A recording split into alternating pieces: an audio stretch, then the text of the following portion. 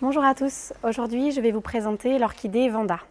C'est une orchidée qui est facile de culture, qui se met très bien à la maison ou en véranda. Sa particularité, c'est qu'elle n'a pas de peau. En fait, c'est une orchidée qui est d'origine d'Asie tropicale. Elle n'a pas de substrat au niveau des racines. Elle est en racines aériennes. Donc à la maison, on peut l'avoir ou suspendue ou alors dans un vase en verre. Je vais vous expliquer les deux possibilités. Quand elle est suspendue, donc racine aérienne, il suffit de la vaporiser tous les jours, seulement le système racinaire, et de faire 2 à 3 bains dans la semaine en la faisant tremper juste au niveau du panier noir. Une bonne heure et demie. Une fois ça fait, on la suspend, on la laisse bien égoutter. On peut l'avoir aussi en vase en verre. Racines à l'intérieur, feuilles à l'extérieur. C'est une solution qui est très facile quand on est à la maison. En fait, il suffit de remplir le vase jusque la moitié du petit panier noir et de laisser tremper 1 heure et demie. Une fois ça fait, on renverse le tout, on n'y touche pas pendant une semaine, pas de vaporisation, rien du tout. En fait, à l'intérieur du vase, ça vous fait un microclimat et la plante sèche moins rapidement. Du coup, très facile d'entretien. Celle-ci, comme elle n'a pas de substrat ni de peau, pas de rempotage. Par contre, il faut faire attention, en fait, vu qu'elle grandit, elle a les feuilles qui poussent en éventail, lui trouver un petit système, un tuteur, histoire qu'elle reste droite, surtout si elle est en vase en verre. Ça va éviter que votre vase, avec le poids des feuilles et des fleurs, ne se renverse et casse. Cette orchidée peut fleurir 2 fois dans l'année.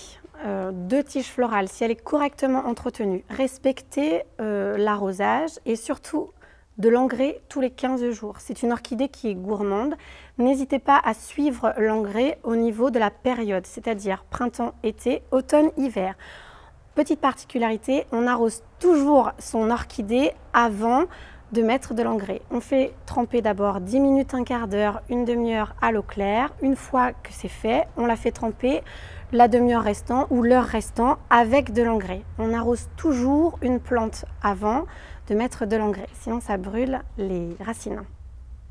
Au niveau de la tige florale, une fois que votre orchidée sera complètement défleurie, vous couperez la tige florale juste à la base au niveau des feuilles.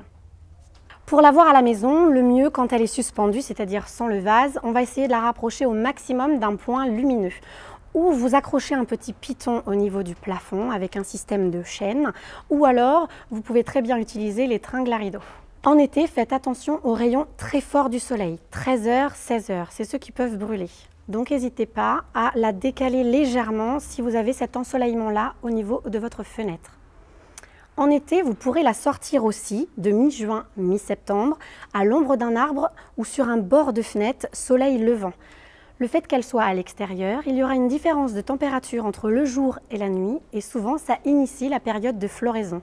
Attention, si elle est à l'extérieur, elle va sécher plus rapidement, il faudra l'arroser donc davantage, voire tous les jours de l'eau au niveau des racines. Comme vous pouvez voir, il y a différentes couleurs et surtout différentes tailles. C'est la très grande particularité des Vandas. Vous pouvez avoir des fleurs qui font facilement la taille d'une main, comme des fleurs qui sont toutes petites, qui font à peine la taille d'un ongle. Les orchidées Vanda peuvent vivre très très longtemps. Celle-ci a déjà 20 à 25 ans d'âge et elle est plus grande que moi. Et ça peut encore vivre très très longtemps sans problème, du moment que vous l'entretenez correctement.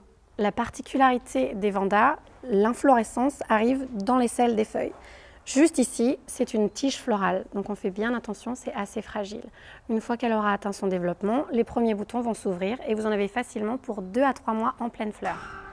Et bien voilà, vous savez tout sur les Vandas. À bientôt sur aujardin.info.